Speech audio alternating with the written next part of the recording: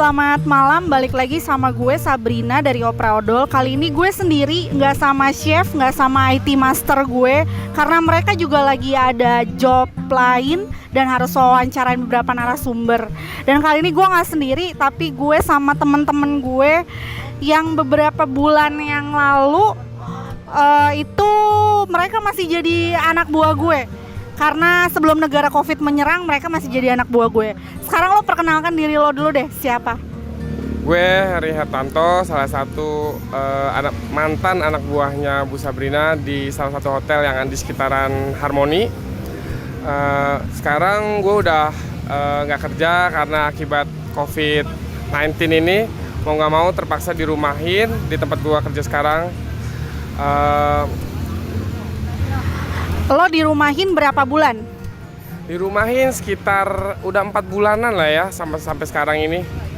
Lo ada kejelasan gitu nggak sih dari tempat kerja lo berapa bulan dirumahkan, terus lo ada dijanjikan sesuatu atau intinya lo dijelasin nggak di situ? Nah itu dia sih yang permasalahan terbesar, nggak ada janji sama sekali buat masuk kapan, karena mungkin dari pihak manajemen juga pengen nunggu dari izin pemerintah juga. Jadi ya mau nggak mau tanpa kejelasan yang pasti, cuman kita jalanin aja lah, bismillah. Tapi lo ada kayak perasaan kayak ini gimana sih hotel kok kayak ngebuang kita, terus kayak kita tuh kayak dianggap apa sih namanya, kalau butuh kita baru dipanggil gitu, jadi kayak nggak jelas gitu. Tapi lo perasaan lo gimana? Perasaan kayak gitu sih wajar-wajar aja, emang memungkinkan ya untuk kayak gitu karena namanya mungkin mereka bisnis, cuman kita juga harus antisipasi lah untuk nanganin hal seperti itu. Ya kayak sekarang ini ya saya coba jualan kecil-kecilan lah, ya jualan ketan durian gitu untuk ngisi waktu luang sekaligus untuk nambah sedikit pendapatan lah, ketimbang nggak ada pendapatan sama sekali gitu. Berarti saat ini lo jualan ketan durian. Nah itu lo buat sendiri atau lo ngambil dari orang atau gimana, Ri? Ceritain deh. Kalau untuk ketan durian sendiri itu sih bukan buat sendiri lagi, dari mulai belanja, dari mulai bikin, sampai jual, sampai nutup, sampai belanja lagi besok lagi itu serba sendiri. Cuman kita sih namanya kerja nggak mungkin sendiri-sendiri banget sih, pasti punya keluarga, punya teman, ya itulah yang buat bikin bisnis kecil-kecilan lah. Tadi dulu. Lo berapa orang nih? Lo berapa orang, atau lo sendiri doang atau lo gabung berapa orang? Kalau untuk tim produksi sih di rumah ya keluarga inti aja sih, sekitar 5 orangan lah kalau untuk di rumah. Cuman kalau untuk di outletnya, karena emang saya fokus di produksi, di outlet tuh saya sistemnya mitra, jadi mitra yang ngeluangin waktu untuk jaga di outlet tersebut, di penjualannya gitu. Kalau untuk produksi saya, tapi saya tetap selesai produksi di operasional juga saya datang gitu. Selain ketan durian, lo jualan apa lagi? Kalau untuk selain ketan durian, jualan macam-macam minuman sih, minuman-minuman murah lah. Cuman itu sebenarnya cuman buat untuk nambah-nambah lagi, balik lagi nambah-nambah karena kurang. Jadi penjualan durian ini juga masih proses, masih kurang. Jadi mau nggak mau nambah lagi, jual es macam-macam lah. Ada sirsa, cappuccino, ada jeruk, ada teh. Ya tergantung kebutuhan aja apa yang mau dijual besok gitu. Cuman intinya es itu untuk menambah omset aja sih gitu. Intinya biar lo tetap ada pemasukan setiap bulan, setiap hari, dan lo nggak nganggur. Betul, itu inti utamanya. Biar ada kerjaan, ya paling nggak ada kegiatan. Ya syukur-syukur kegiatan itu menghasilkan uang ya. Kalau misal besar kecil sih itu relatif, karena rezeki udah diatur sama ya Allah Subhanahu Wa Taala gitu. Jadi lo boleh dibilang lo nih kayak si brainnya Aziz sama Nanang nih ya. Kan lo gue lihat nih lo bertiga nih, Aziz sama Nanang sama lo Heri. Tapi lo sendiri lo otaknya gitu ya? Enggak juga sih, sebelumnya kita emang semacam kayak ngobrol-ngobrol atau rundingan dulu bagaimana nih untuk masalah income kita nih sekarang ini tuh kan banyak ada teman kayak teman saya si Nanang itu, dia juga diturunin dari kapal karena Covid juga. Nah si Aziz juga emang sebelumnya dia udah resign, jadi kita ngobrol-ngobrol.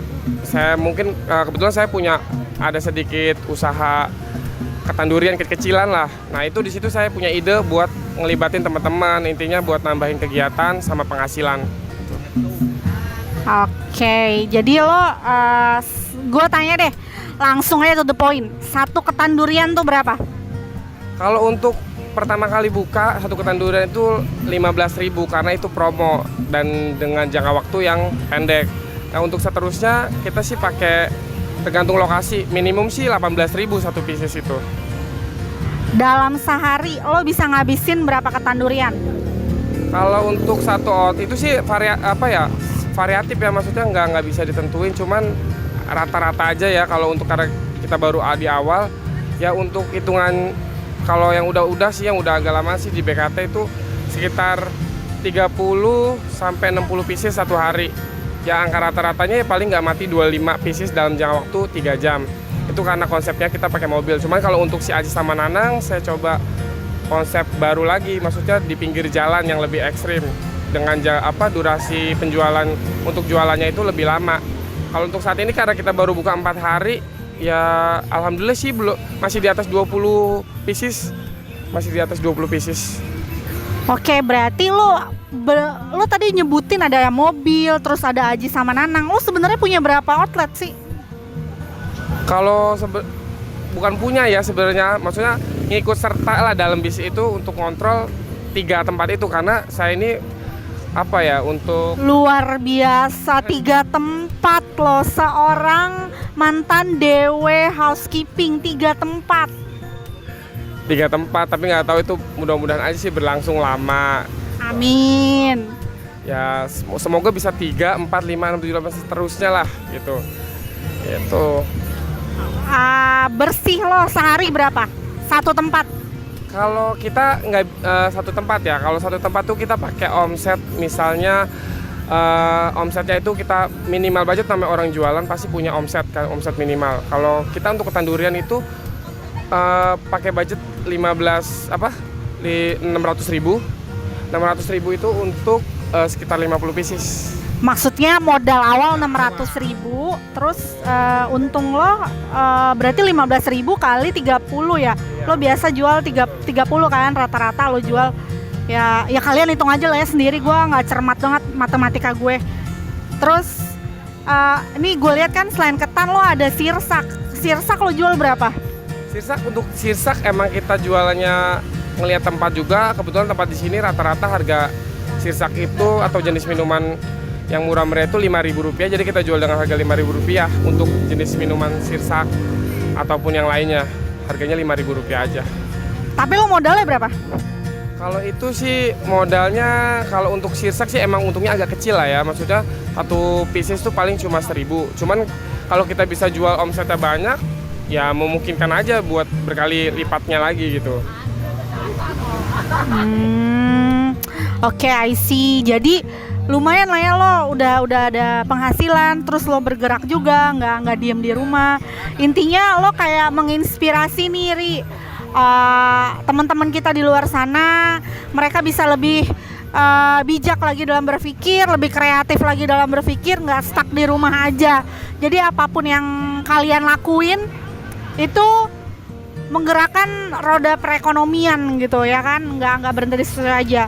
Nah, gue mau nanya nih, harapan lo buat kedepannya? Kalau harapan kedepannya sih semoga nih wabah ini cepat hilang dulu, biar keadaan kembali normal lagi, perekonomian kembali normal lagi, pekerjaan orang yang tadinya nganggur bisa kembali lagi ke seperti semula. Nah, kalau yang untuk jualan yang omsetnya tadinya 100% jadi drop sekali, bisa 2 kali lipat atau 3 kali lipatnya kalau wabah ini selesai. Jadi untuk kedepannya bisa lebih bagus lagi untuk dari penghasilannya gitu aja sih.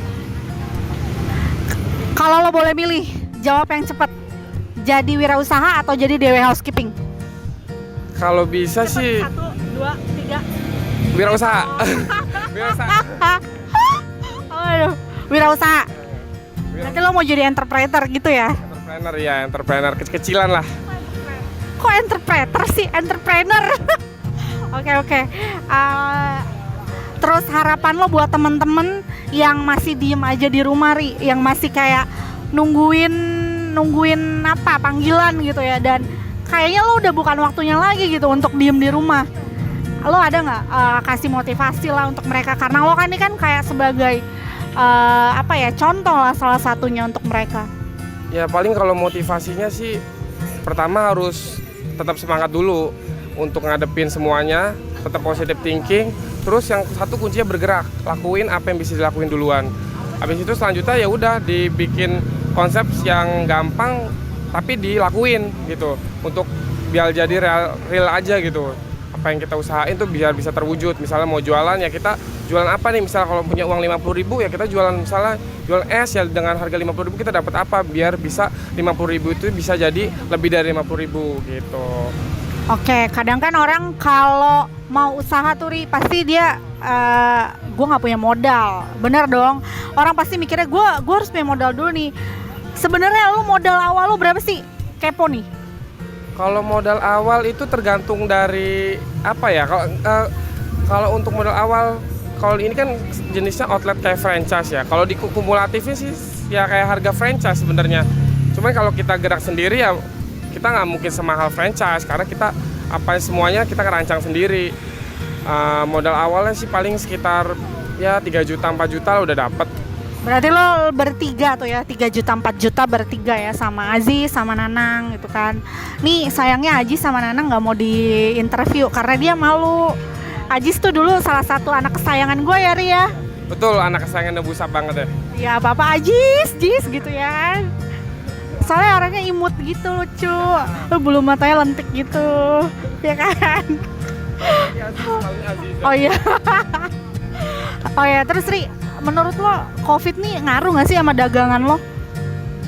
Ya kalau dibilang ngaruh, ya gue belum tahu terlalu dalam karena emang gue jualnya pas waktu COVID. Jadi untuk penjualan maksimal gue belum dapet karena gue jualan ini pas emang bener-bener pas COVID jualannya tuh. Jadi ya untuk penjualan sih selama ini sih masih jalan-jalan aja. Maksudnya masih sesuai dengan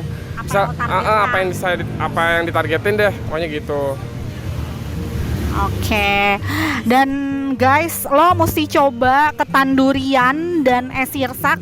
Harganya cuma 15.000, itu khusus daerah Tanjung Priuk.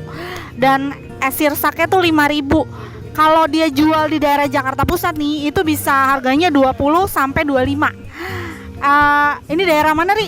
Ini di daerah Jalan Bugis, Jakarta Utara ini. Di Jalan Bugis persis dekat kelurahan samping dapur kampung. Depan gereja apa nih namanya? Gereja Pantai Costa. Sebelah dapur kampung, depan gereja Pantai Costa. Jadi buat kalian yang mau ngelihat Harry itu mantan anak buahnya Sabrina yang bawel, cerewet, galaknya kayak geledek, lo langsung datang aja ke sini ya.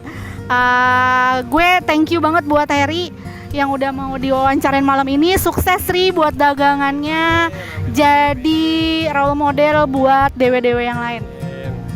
Oke Ri, thank you ya. Yuk. Salam.